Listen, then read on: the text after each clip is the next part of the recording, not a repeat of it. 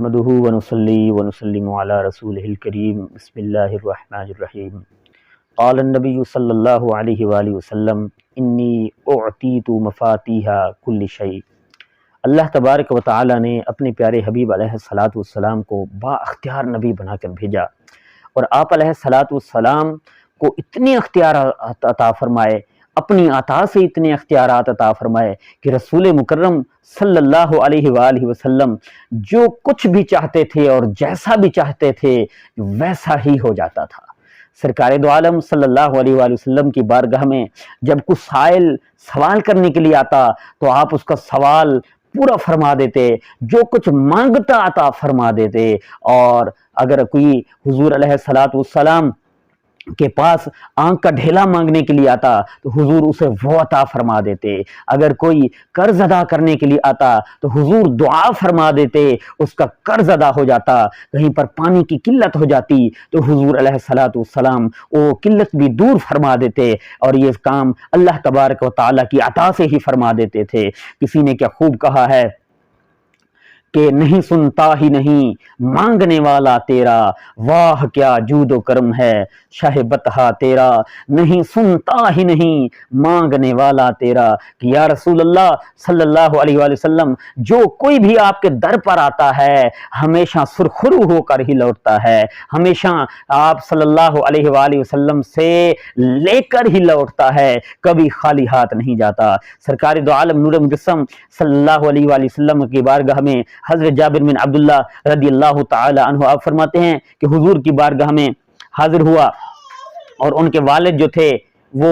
ایک جنگ میں شہید ہو گئے تھے، پیچھے 6 بیٹیاں تھیں، بہت زیادہ قرض تھا، بڑے پریشان تھے۔ حضور علیہ الصلوۃ والسلام کی بارگاہ میں عرض کرتے ہیں، یا رسول اللہ صلی اللہ علیہ وسلم، کھجوروں کا باغ ہے، کھجوریں توڑ رہے ہیں، قرض دار زیادہ ہے، قرضہ زیادہ دینا ہے، آپ تشریف لے آئیے۔ آپ کو دیکھ کر وہ جو قرض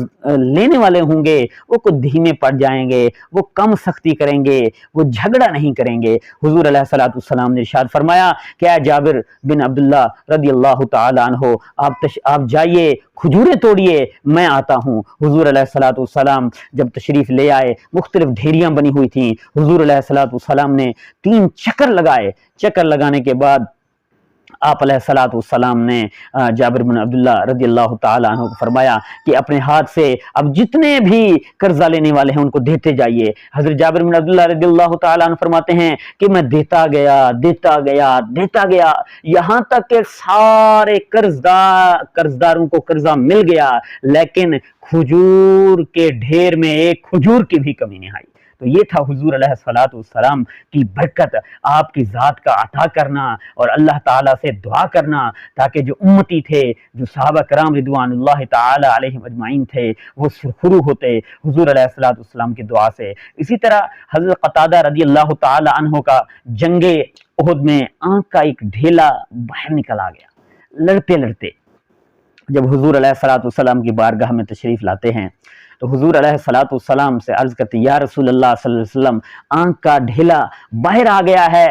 جوڑ دیجئے۔ حضور علیہ الصلوۃ والسلام نے فرمایا کہ اے قتادہ، اگر صبر کرو تو اللہ کریم جنت عطا فرما دے گا۔ تو عرض کرتے ہیں، یا رسول اللہ صلی اللہ علیہ وآلہ وسلم، آنکھ کا ڈھیلا مجھے مانگنے پر عطا کر دیجئے، اور جنت مجھے بن مانگے اپنی رحمت کے صدقے میں عطا فرما دیجئے۔ تو حضور علیہ الصلوۃ والسلام کی یہ اختیارات ہیں، آقا دو عالم نور مجسم صلی اللہ علیہ وآلہ وسلم کے یہ معجزات ہیں، یہ اللہ تبارک و تعالیٰ کی عطا سے ہیں، اور اللہ تبارک و تعالیٰ اپنے حبیب کا جو بھی حبیب کہتے ہیں وہ پورا فرما دیتا ہے کہ واہ کیا جود و کرم ہے شاہ بطحہ تیرا، نہیں سنتا ہی نہیں مانگنے والا تیرا، میں تو مالک ہی کہوں گا کہ ہو مالک کے حبیب، کیونکہ محبوب و محب میں نہیں میرا تیرا۔